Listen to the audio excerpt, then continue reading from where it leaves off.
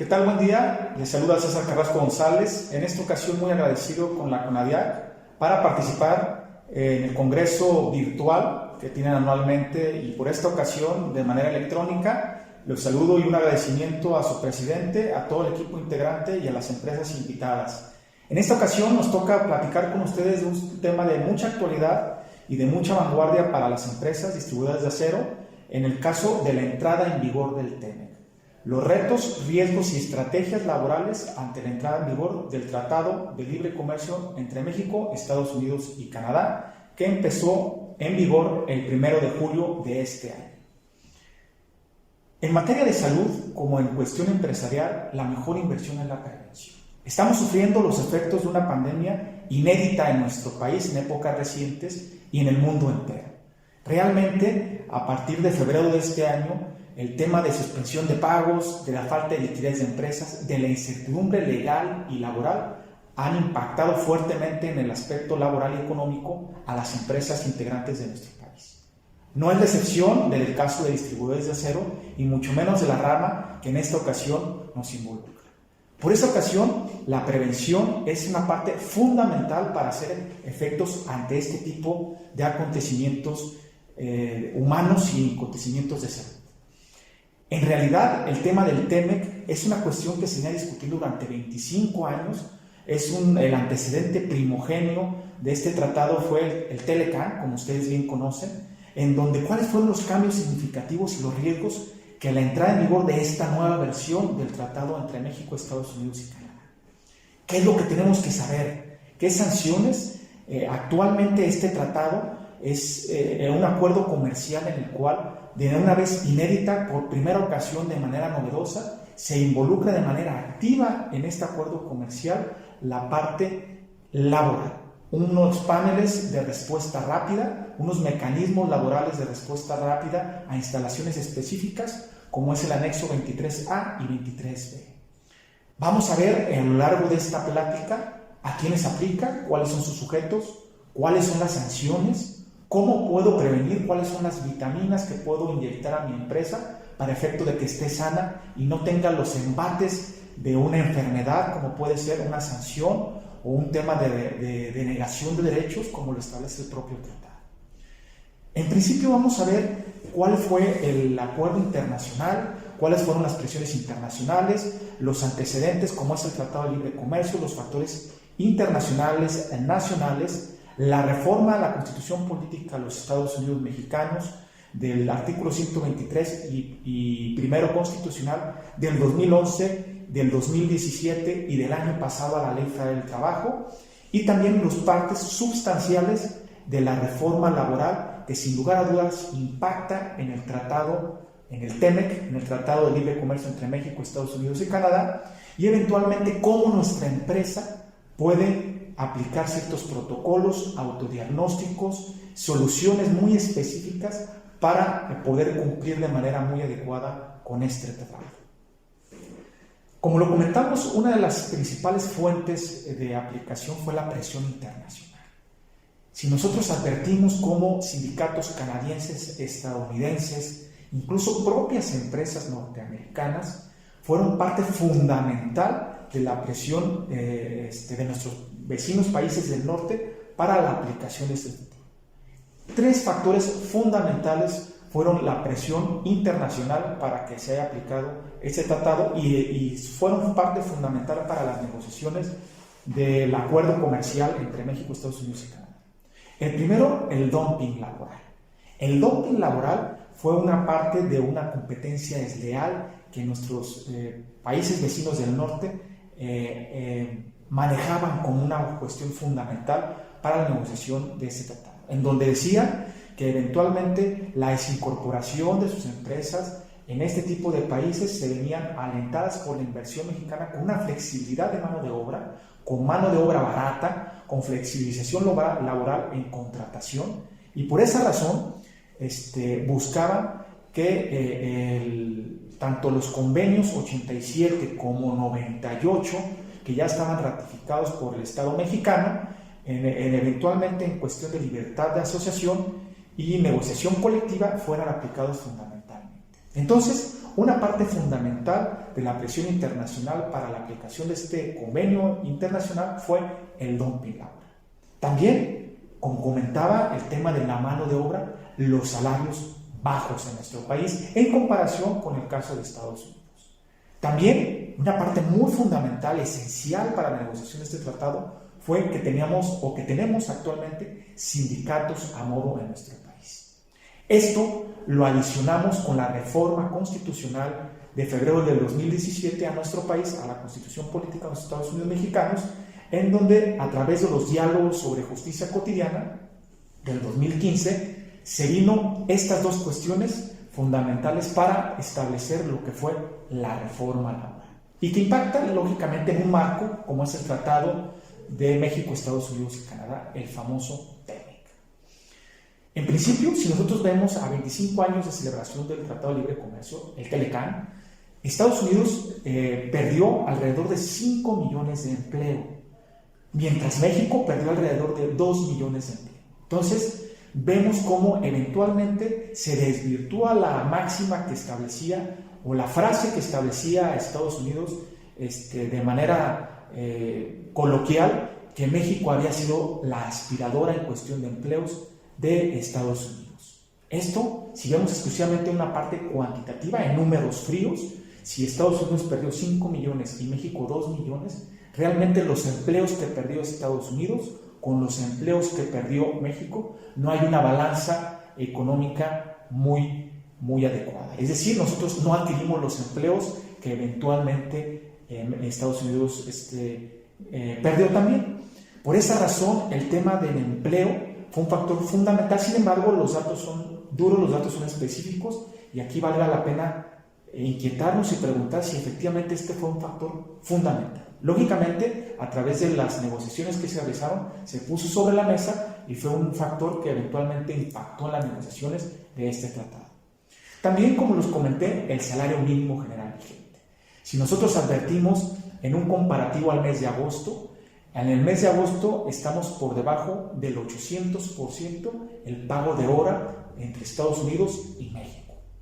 Sin embargo, esto tampoco es muy significativo para poder visualizar que exclusivamente este fue el efecto de la negociación del tratado. Sin embargo, vemos cómo eventualmente, a partir de la entrada en vigor de la actual administración, cómo se ha venido incrementando, y ya anunció nuestro titular del Ejecutivo Federal que este año también se va a elevar el salario mínimo de los trabajadores en México con el afán de cumplir con estos compromisos internacionales.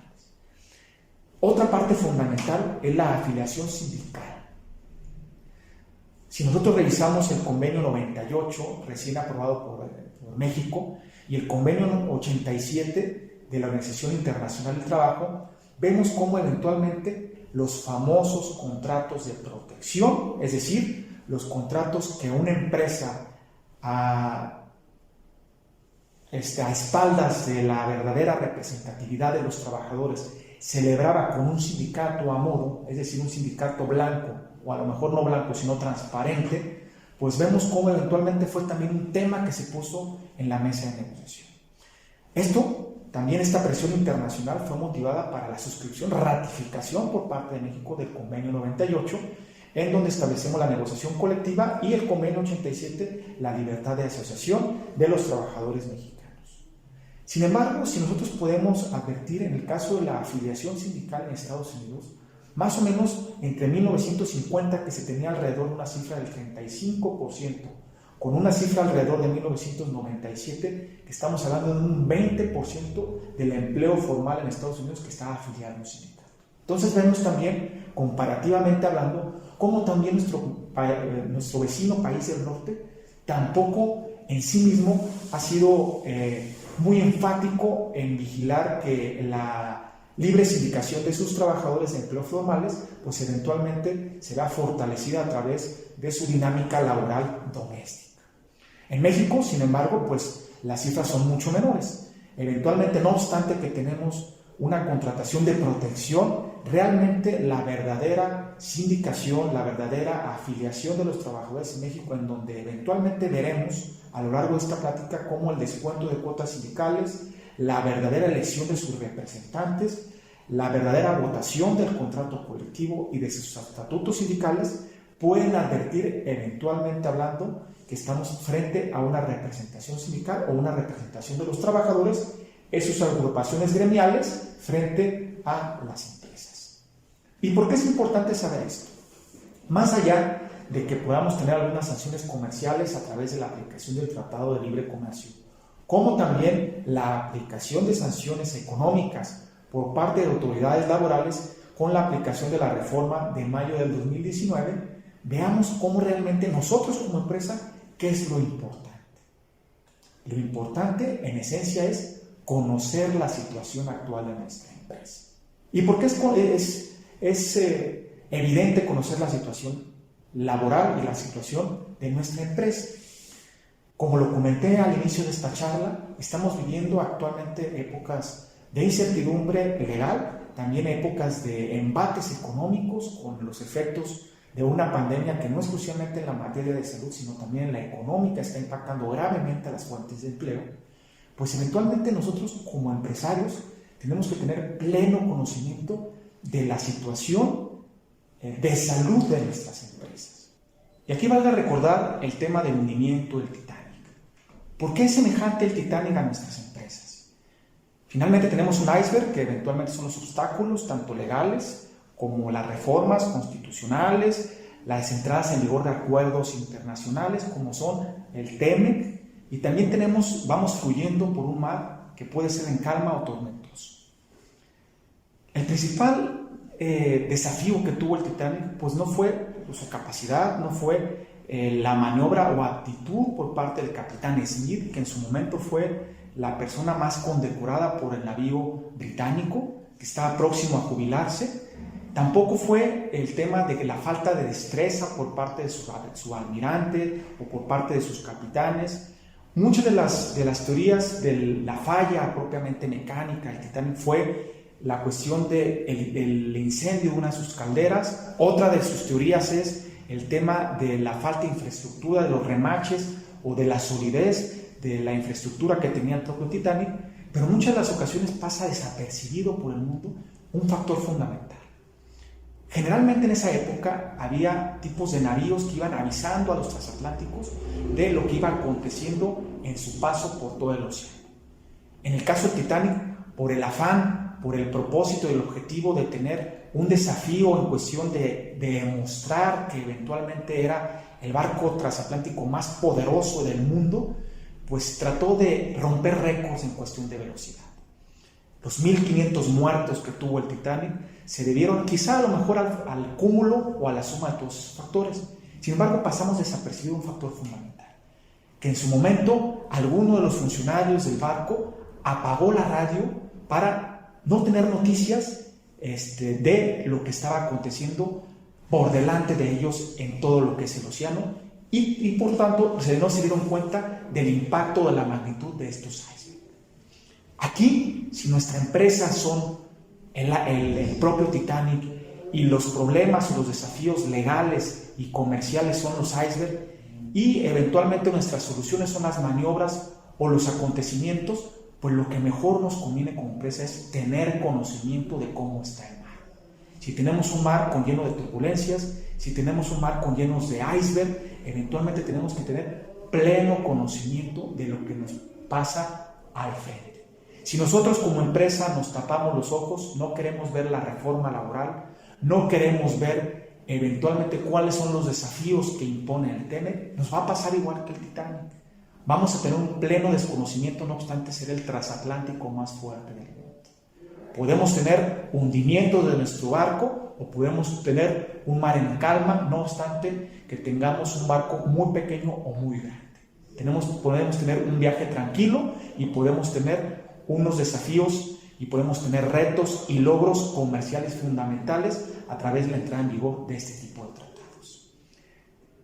Propiciemos tener un Titanic con el conocimiento, no obstante que tenemos al mejor capitán, que en este caso son los empresarios que son integrantes de la CONADIAC. Tenemos empresas fortalecidas con a lo mejor tripulación muy fuerte, muy capacitada como son nuestros empleados y quizá tenemos icebergs económicos, comerciales o inclusive por temas de pandemia.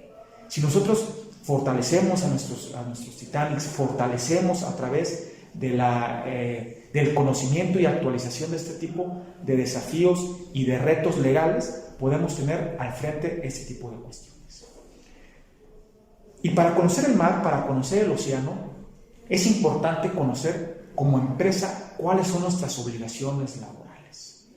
Si nosotros, por poner un comparativo, vemos cómo el tema de la pandemia afectó gravemente a partir del febrero de este año y sigue afectando a nuestras empresas, nada más podemos revisar de manera retroactiva los lineamientos técnicos específicos, los acuerdos, los decretos que ha establecido la Secretaría de Salud, en el caso también del Presidente de la República, el caso de la Secretaría del Trabajo, la Secretaría de Economía, y cómo eventualmente podemos visualizar que existen 44 normas oficiales mexicanas, existe un reglamento federal de seguridad y salud en el trabajo, y existe también una ley federal del trabajo que eventualmente en su parte esencial ya preveía todas y cada una de los lineamientos y especificaciones que actualmente nos piden.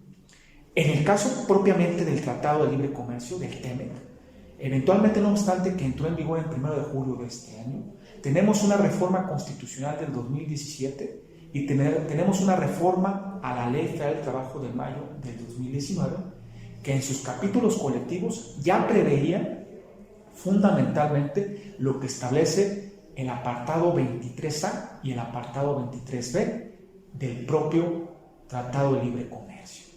Si nosotros como empresa queremos cumplir, queremos tener un transatlántico, que nuestra empresa es un transatlántico fuerte, un transatlántico con un viaje muy cordial, con un viaje muy aterciopelado, tenemos que ubicar cuál es nuestro canal de comunicación. Eventualmente la actualización de esta reforma laboral.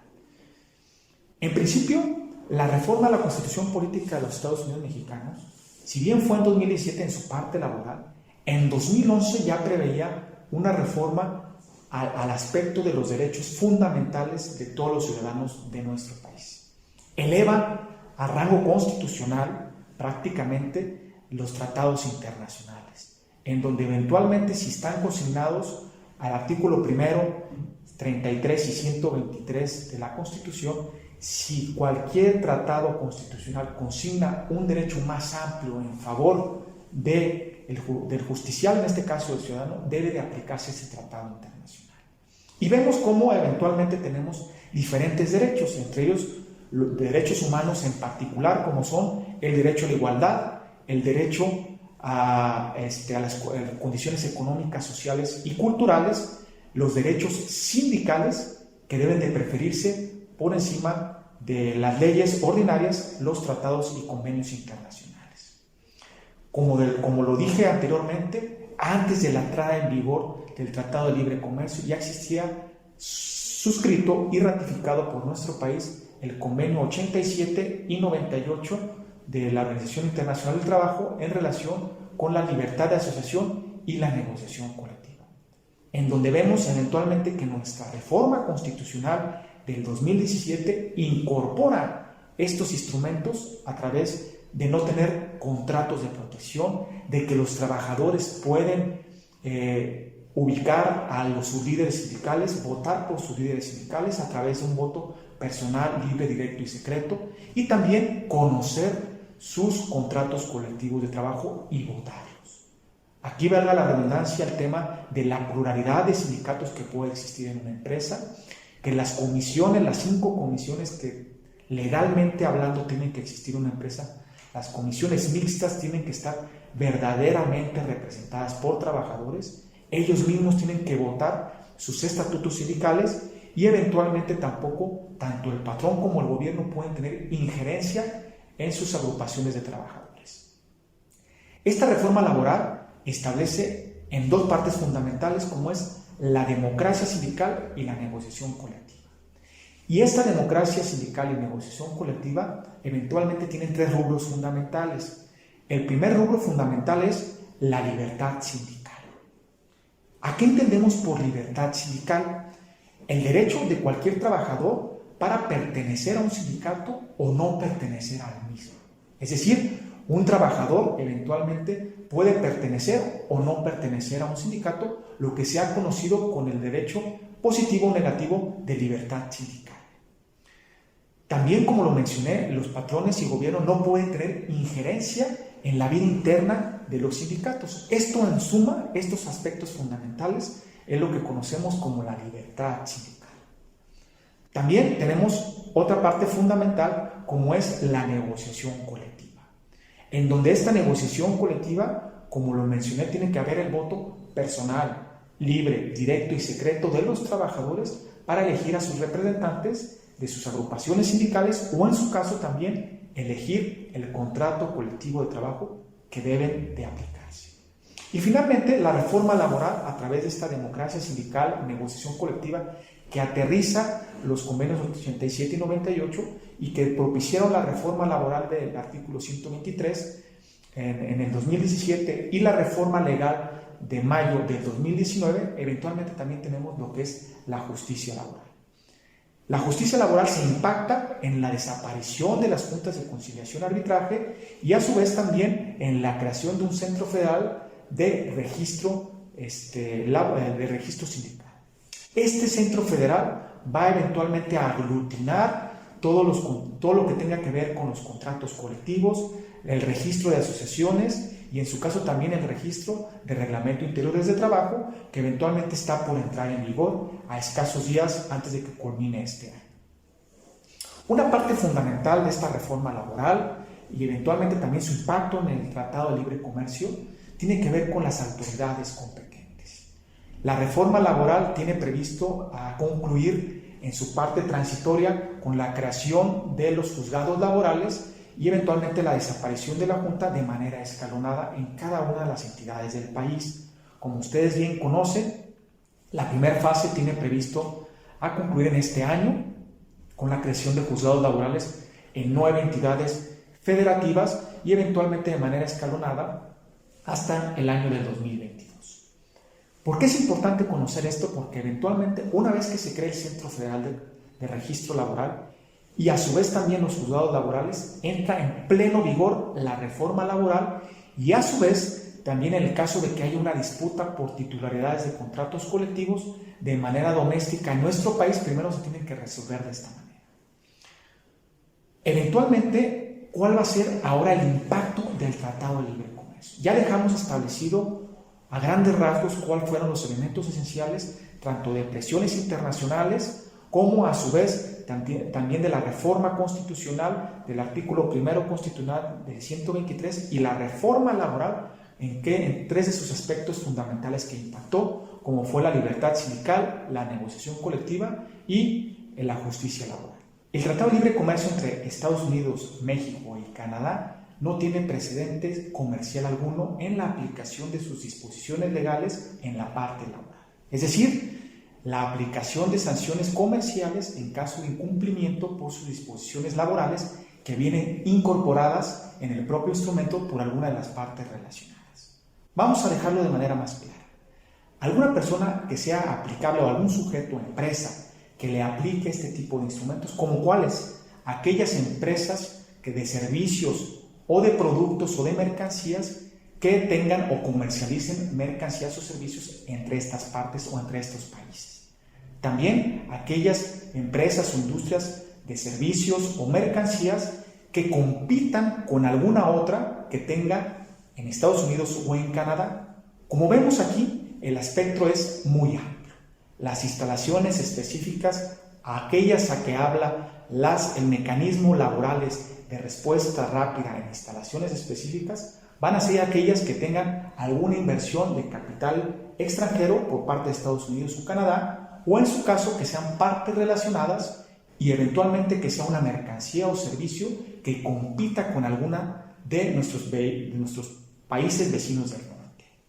Como vemos, algunas cadenas de suministro incluso pueden ser sujetos aplicables de este tratado y las sanciones que ahí se establecen. Lo inédito o lo vanguardista o lo que realmente es novedoso en este tratado comercial es que anteriormente, en el caso del Tratado de Libre Comercio de hace 25 años, con el Tratado de Libre Comercio que actualmente se suscribió en México, no estaba incorporada a las sanciones o específicamente la creación de paneles arbitrales, de paneles comerciales que pueden de manera legal arbitrar, es decir, dirimir los conflictos o controversias en una cuestión legal entre empresas de una parte de Estados Unidos o Canadá o una parte de México. Anteriormente, exclusivamente cuando había alguna queja, alguna denuncia de denegación de derechos, anteriormente en el tratado de hace 25 años, eventualmente el gobierno de Estados Unidos o Canadá que se dolía o se quejaba de algún tipo de denegación de derechos o de algún incumplimiento de ese tratado, tenía que acudir al gobierno mexicano para que a su vez el gobierno mexicano aplicara las sanciones conducentes en la parte hasta a través de su derecho interno a la empresa que haya incumplido ese tipo de convenios. Sin embargo, actualmente no.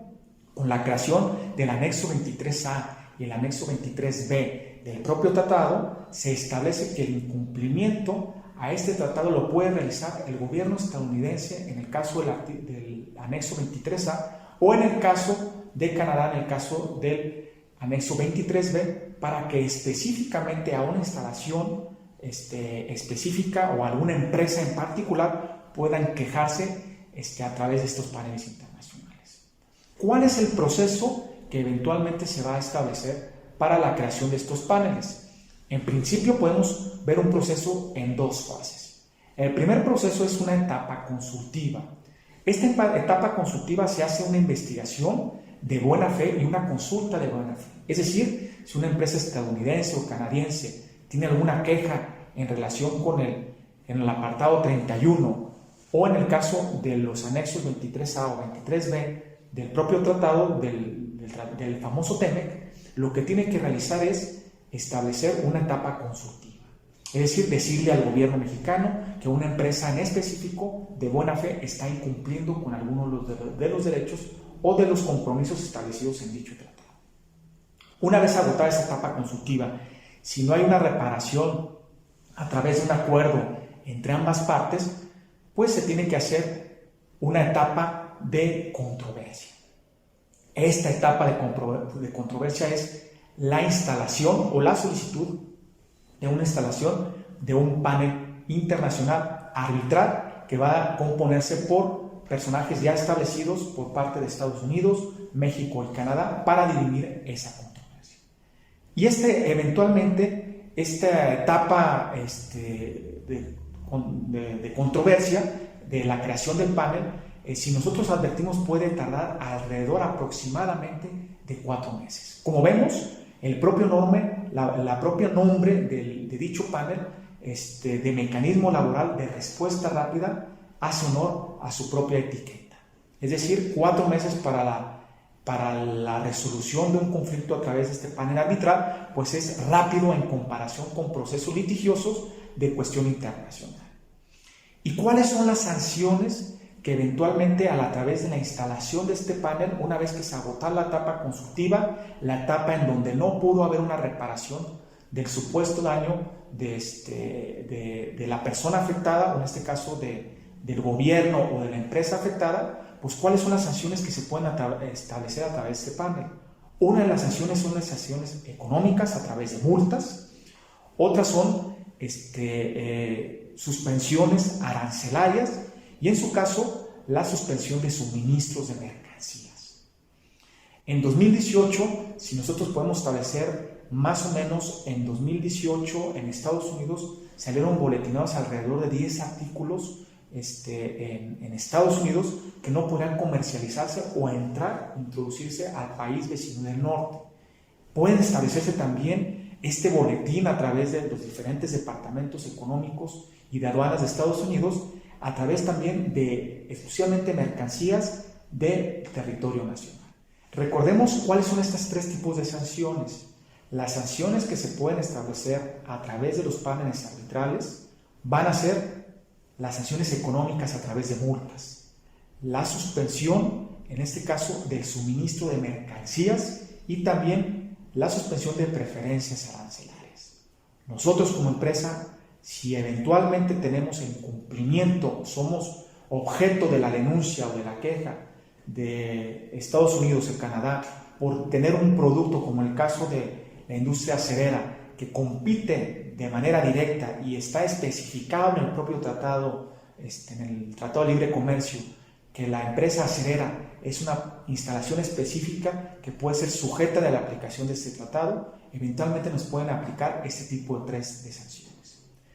¿Qué podemos hacer en su caso para evitar ya sea la queja a través de la etapa consultiva, en donde de buena fe tanto Estados Unidos o Canadá pueden invocar la denegación de derechos por parte de una empresa mexicana, o en su caso, si agotamos esa etapa y nos incluimos a la etapa ya contenciosa o de controversia, la instalación de un panel específico en donde va a intervenir el gobierno mexicano y el país en específico, ya sea a través del anexo 23A o del anexo 23B, ¿qué va a ser lo específico que tengamos que cuidar nosotros? En principio, ¿cuáles son las partes de las cadenas de proveeduría de servicios para tener una mejor práctica laboral o, en su caso, prevenir o enfrentar este tipo de controversias o de quejas ante los paneles del Tratado de Libre Comercio? En principio, tenemos que tener un autodiagnóstico. Es importante verificar, como lo establecimos en su momento con la anécdota del Titanic, nuestro Titanic, nuestra empresa, en qué mar va a navegar, cuántos tipos de icebergs tenemos y tener una comunicación efectiva con nuestra tripulación, que en este caso van a ser nuestros trabajadores.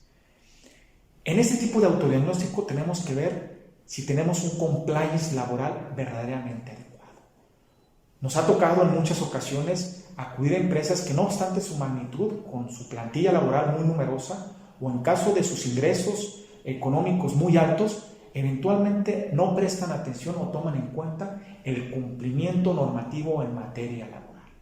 Tenemos que tomar en cuenta si efectivamente cumplimos con todas las disposiciones de la Ley Federal del Trabajo en manera de contratación individual y colectiva y a su vez la relación laboral entre trabajadores. Es decir, si contamos con permisos laborales, si contamos con las 5 comisiones mixtas, ya sea la de capacitación, productividad y adiestramiento, la de seguridad e higiene, la de reparto de utilidades, la comisión mixta de antigüedades y la comisión mixta del reglamento interior de trabajo. Estas comisiones mixtas, como su nombre lo indica, tienen que venir verdaderamente representadas por los trabajadores y por el patrón. Si estamos hablando del Tratado de Libre Comercio, el famoso TEMEC, a partir de su entrada en vigor, como la reforma laboral constitucional del 2017 y la reforma legal laboral de mayo del 2019, en este caso en específico tenemos que saber qué es lo que nos aplica. En el caso del Tratado de Libre Comercio, exclusivamente se va a verificar si tenemos la aplicación de la libertad sindical y de la negociación colectiva para la aplicación del anexo 23A y 23B. Es decir, el Tratado de Libre Comercio exclusivamente va a competir, va a ser facultativo de los Estados Unidos y de Canadá el incumplimiento de este tipo de disposiciones en materia de libertad sindical y de negociación colectiva, si hay una denegación de derechos por parte de la empresa hacia sus trabajadores. Sin embargo, como empresa, tenemos que tomar en cuenta nosotros si efectivamente tenemos no nada más cumplido el aspecto de negociación colectiva y libertad sindical, sino también lo que aplica la reforma laboral del 2019. Si nuestro Titanic quiere tener un viaje tranquilo, estos son los icebergs que eventualmente tenemos que visualizar que van a estar enfrente de nuestro camino. De nosotros depende estrellarnos en esos icebergs y que eventualmente vamos a tener impactos económicos, como en el caso del Tratado de Libre Comercio, con un iceberg que comprende la falta o el incumplimiento de libertad sindical y negociación colectiva, o en su caso de las autoridades locales, otro iceberg en el caso de relaciones individuales, como es el caso de la aplicación de multas y sanciones que pueden ir del 1 a 5,000 unidades de medidas de actualización, que puede ser por violación a cada una de las disposiciones de la propia Ley Federal del Trabajo o incluso por cada uno de los trabajadores que se incumpla esta disposición.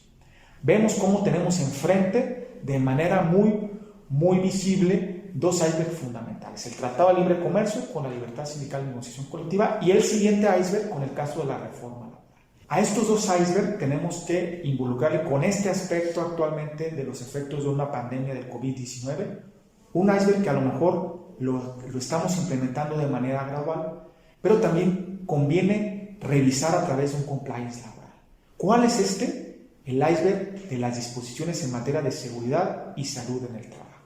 Y aquí implica también tanto la Ley Federal del Trabajo como el Reglamento Federal de Seguridad y Salud en el Trabajo y las 44 normas oficiales mexicanas.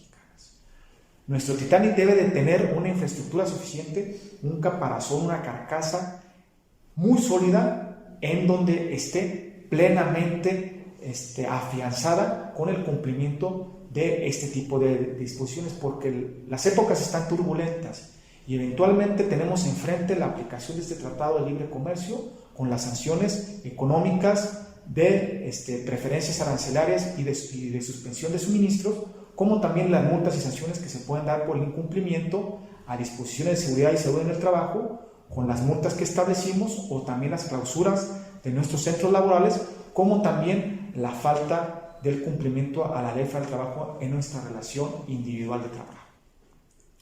Por esta razón es importante establecer cuál es la parte de nuestro autodiagnóstico, ver en dónde estamos parados, qué tipo de infraestructura tenemos, si efectivamente cumplimos con estos, visualizado en comparativa con los icebergs que tenemos enfrente.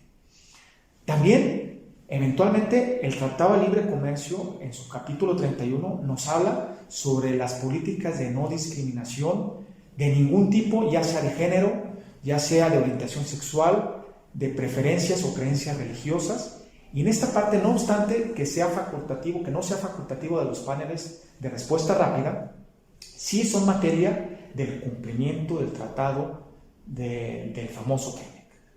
Es decir, la discriminación laboral de ningún tipo es permitida en nuestras empresas. Y aquí, en principio, tenemos que eventualmente visualizar si tenemos implementados protocolos necesarios que abatan este tipo de problemas. También la parte del TEMEC comprende la prohibición del maltrato infantil o el trabajo forzoso. En este caso fundamental es, no obstante que en el caso de la CONADIAC no sea una parte fundamental o una parte en donde tengamos de manera mediática un incremento, una exposición muy sobrada, en el caso de las agroindustrias sí vienen muy establecidas. En el caso fundamental del trabajo forzoso infantil. No obstante que tampoco el trabajo forzoso infantil va a ser sujeto a un panel internacional en la parte, por lo que ve de la aplicación del anexo 23A y 23B, si eventualmente comprende parte del cumplimiento de este tipo de compromisos.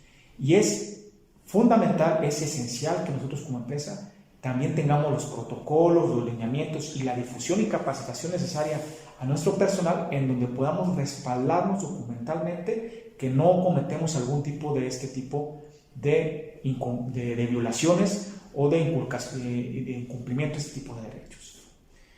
Y finalmente también tenemos que garantizar a través de protocolos, a través de documentos, la libertad de sindicalización o libertad de asociación de nuestros trabajadores. Estas son las partes fundamentales que podemos tener en nuestro autodiagnóstico.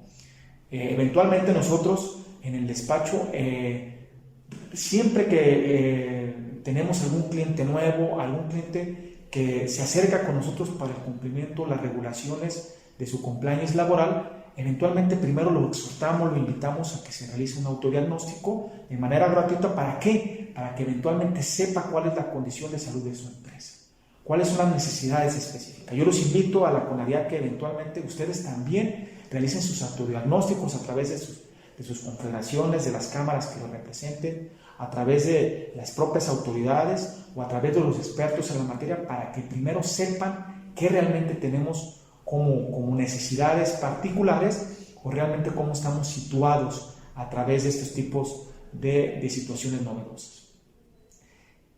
Asentado lo anterior, veamos ahora de manera muy precisa qué debe atender la empresa para prevenir o enfrentarse a los procedimientos de queja en los paneles laborales del TEMEC y cuáles son las actividades preventivas generales que podemos establecer. La garantía a la libre sindicación y a la libertad de asociación y negociación colectiva podemos resumirlas de manera muy breve en las siguientes cuestiones. ¿Qué se puede dar con la violación a la libertad sindical? Primero, tenemos que respetar como empresa los cambios de directiva sindical. También la regulación y los registros sindicales. Tenemos que advertir en principio si el sindicato con que cuenta la empresa eventualmente ha cumplido con las adecuaciones normativas que establece la Ley Federal del Trabajo en sus transitorios para que la elección de sus representantes sean a través del voto personal libre, directo y secreto. También, en el caso de las violaciones a la libertad sindical, se pueden dar a través del impacto de la huelga, es decir, cuando como empresa no brindamos las garantías suficientes para que los trabajadores puedan tener derecho a la huelga. También las altas y las bajas de sus representantes o de sus secciones o sus delegados sindicales. Y como lo comenté, también la modificación de sus estatutos. Muchas de las ocasiones las empresas advierten en parte de la libertad sindical que no pueden intervenir, y como lo establece el convenio 87 y 98 de la propia Organización Internacional del Trabajo, suscritos y ratificados por México, la empresa ni el gobierno puede intervenir en la vida interna de un sindicato. Sin embargo, esto como empresa no tiene por qué pasarnos desapercibido. Una cosa es la no intervención y otra cosa es la no atención. Si nosotros tenemos un sindicato de confianza o un sindicato en donde hemos tenido una relación armoniosa, es importante y fundamental seguir prevaleciendo con ese tipo de relaciones. ¿Y por qué razón lo comento?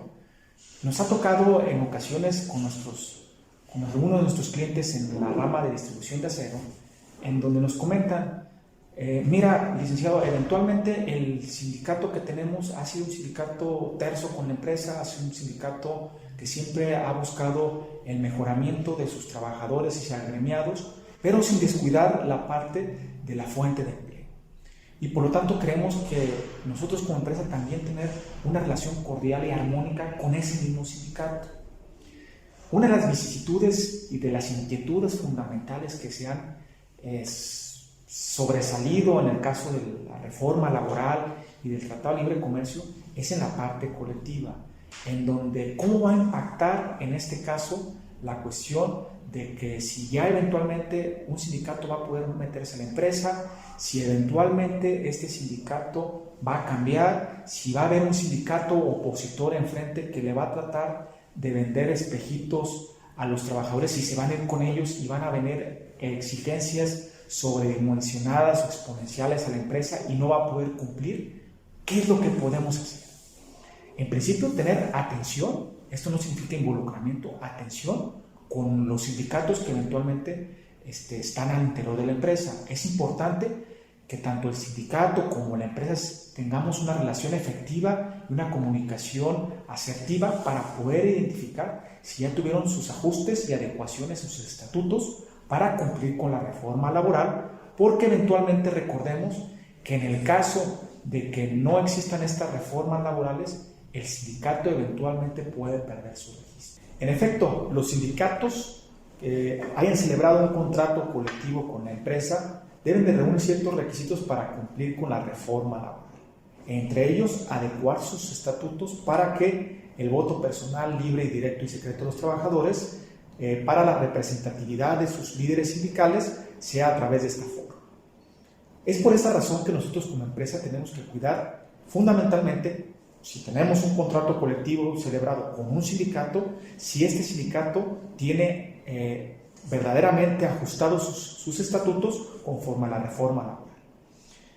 Y en términos muy amplios, ¿cuáles son las estrategias sindicales fundamentales para que, en este caso, el sindicato pueda lograr la legitimación de su contrato colectivo?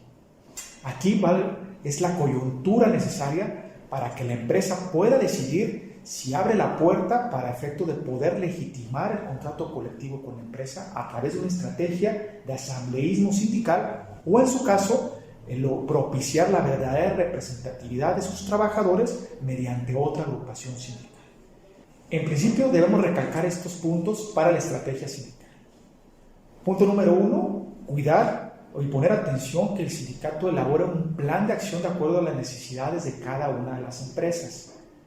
Segundo, ese plan de acción que sea a través del asambleísmo, es decir, propiciar que el sindicato tenga plena representatividad mediante la adhesión de los propios trabajadores de la empresa, mediante buscar a través de mecanismos, planes de acción, que se tenga la adherencia y la simpatía de los trabajadores por ese sindicato.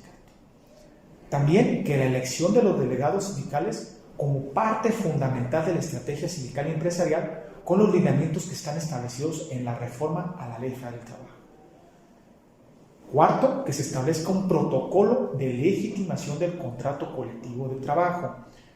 Veíamos entonces cómo la reforma impone la obligación para que antes de mayo del 2023 los contratos colectivos de trabajo que estén celebrados entre empresas y asociaciones sindicales estén legitimados, es decir, que los trabajadores voten por esos contratos a través de un procedimiento y de un protocolo. Por lo tanto, es indispensable que los sindicatos señalen a la empresa, a sus trabajadores, a sus agremiados, cuál va a ser este plan de acción y este protocolo para lograr esa legitimación de los contratos colectivos. También que se lleve a cabo negociaciones de colectivas de manera coordinada y en sintonía con la Comisión Revisora y en cumplimiento al artículo 390 ter de la Ley Federal del Trabajo. Es decir, el sindicato debe acercarse, tener pleno conocimiento de esta reforma laboral, de los protocolos que se establecen a través de la Secretaría del Trabajo y en su caso de las disposiciones que establezca el Centro Federal de Registro Sindical. También en este plan de acción o estrategia sindical, como quinto lugar, se deben de regular las comisiones mixtas que establecimos en un principio para que al interior de la empresa exista plena libertad sindical y que los trabajadores estén verdaderamente representados a través de estas comisiones laborales. Otra de las cosas importantes que tenemos que cuidar que el sindicato realice como sus trabajos cotidianos es que se implementen códigos de ética, de conducta y sistemas de consecuencia de productividad en los reglamentos interiores de trabajo.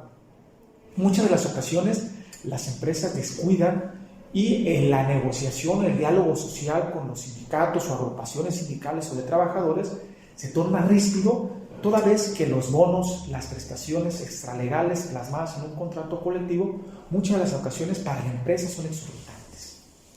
Una estrategia fundamental es que dichas bonos, exigencias y prestaciones estén vinculadas con la productividad de la empresa. Esto es una estrategia fundamental para efecto de que no exclusivamente por el hecho de ser trabajadores, los empleados tengan la posibilidad de tener una prestación extralegal sin que estén inmersos en la productividad de la empresa y se les reconozca por el efectivo desempeño de sus labores. También la negociación colectiva se debe generar cuadros de productividad laboral, es decir, a través de este tipo de implementación como son los cuadros de productividad laboral, podemos destacar de la mano de nuestras áreas de recursos humanos o de personal con las agrupaciones sindicales que efectivamente se estén reconociendo prestaciones extralegales que beneficien a una empresa.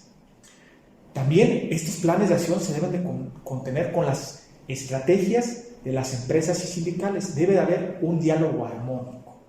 En ocasiones vemos con infortunio cómo eventualmente las empresas toman a mal que la reforma laboral les dé verdadera representación a los trabajadores. Sin embargo, si queremos ver el vaso medio lleno, no medio vacío, tenemos que ser optimistas. ¿Cómo? A través de aprovechar estas estrategias en donde se van a abrir estos contratos colectivos de los trabajadores y eventualmente la mesa de negociación y de negociación colectiva que nos está imponiendo tanto la reforma como el TEMEC, aprovecharlas como empresa. En donde también nosotros podamos estar desde un lado como empresarios exigiéndolas a las agrupaciones sindicales que pongan sobre el redil a sus trabajadores o agremiados.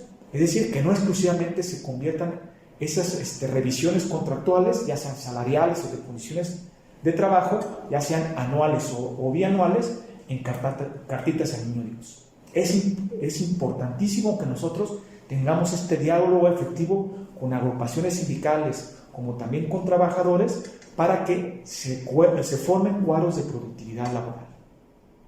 También saber qué tipo de membresías, qué tipo de campañas, qué tipo de ejes de beneficios va a establecer este sindicato a sus agremiados. Esto con el afán también de que los trabajadores, que efectivamente son la tripulación, es la parte operativa fundamental de una empresa, tengan beneficios con el sindicato que eventualmente va a lograr esa legitimación de los contratos colectivos. Y finalmente, que tengan capacitaciones regulares y adecuadas. Nosotros nos ha tocado propiciar legitimaciones de contratos colectivos en la frontera del país, en donde eventualmente muchas de las empresas logran la legitimación de los contratos con acciones coordinadas con el sindicato. Es decir, no a través de intromisiones de la empresa a través de la vida sindical, sino con la atención, porque eventualmente van a lograr la legitimación del contrato en la empresa o a través de la empresa. Es importante que la empresa tome mucho cuidado de cómo se van a lograr estas legitimaciones y también el sindicato, que va a ser punta de lanza. Nosotros estamos conscientes y recalcamos que se ponga énfasis fundamental en estas estrategias de manera muy general para que el sindicato que logra esa legitimación al contrato colectivo sea eventualmente en pro y en beneficio de los intereses de la empresa y también de la defensa de los intereses y derechos de sus trabajadores. Esto en términos generales serían las estrategias para poder lograr que efectivamente poder destacar si el contrato colectivo se va a celebrar con un sindicato, la legitimación con un sindicato que tenga apuntalados estos beneficios y estos valores. Ahora bien, por parte de la empresa, ¿cuáles son la documentación laboral que podemos tener como respaldo para lograr una verdadera legitimación del contrato colectivo que propicie un ajuste adecuado a las finalidades y objetivos del TEME y también de la reforma laboral? En principio, tener que los contratos individuales de trabajo tengan las condiciones laborales vigentes. Recordemos que hubo algunos ajustes y adecuaciones al artículo 25 de la propia Ley Federal del Trabajo, en declaración de beneficiarios. Hubo también ajustes en relación, en el 2012, con los contratos a prueba o las modalidades de capacitación inicial, en donde debemos de tener mucho en cuenta que la contratación individual de los trabajadores se adecue a este tipo de elementos. También, segundo, que los contratos colectivos de trabajo estén verdaderamente legitimados. El proceso que les comento, ahorita en este momento, antes de la entrada en funcionamiento del Centro Federal de Conciliación y Registro Laboral, es importante que nosotros contemos con los contratos colectivos a través de los protocolos que nos ha señalado la Secretaría del Trabajo, o en su caso, conforme a la ley orgánica y los estatutos que va a establecer el propio Centro Federal de Conciliación y Registro Laboral. Es importante esta cuestión porque tenemos como plazo, les menciono, hasta el 30 de abril del 2023 para legitimar estos contratos colectivos. Si no, dichos contratos van a dejar de surtir efectos y eventualmente las prestaciones que estaban ahí contenidas pueden seguir vigentes para los trabajadores. La única condición va a ser que el contrato colectivo celebrado con ese sindicato, el sindicato ya va a desaparecer, sin embargo, las condiciones van a estar establecidas. Si nosotros, por el contrario, como empresa, queremos contar con ese sindicato, o en su caso, a través de los principios y el derecho de libertad sindical y negociación colectiva, eventualmente los trabajadores visualizamos nosotros como empresa, somos empáticos de que efectivamente no quieren contar con ese sindicato, la representación de ese sindicato al interior de esa empresa, podemos nosotros buscar mecanismos alternativos para que eventualmente esa libertad sindical prevalezca y adecúen sus sindicatos, adecúen su contrato colectivo con el sindicato que efectivamente salvaguarde y respete sus derechos. Efectivamente, se debe dar respeto a esta libertad de sindicación, toda vez que los trabajadores deben de legitimar ese contrato colectivo a través del voto personal, libre, directo y secreto de la mayoría de ellos. Es importante entonces que cuidemos que este proceso de legitimación del contrato colectivo se efectúe antes del plazo que estableció la reforma a la Ley Federal del Trabajo y eventualmente cumplamos con las disposiciones y compromisos establecidos en el TEMEC. Otra de las cuestiones que es importante como documentación laboral que tenemos que tener como respaldo, que son actividades preventivas generales. Esta es la instalación de equipos de trabajo adecuados y seguros.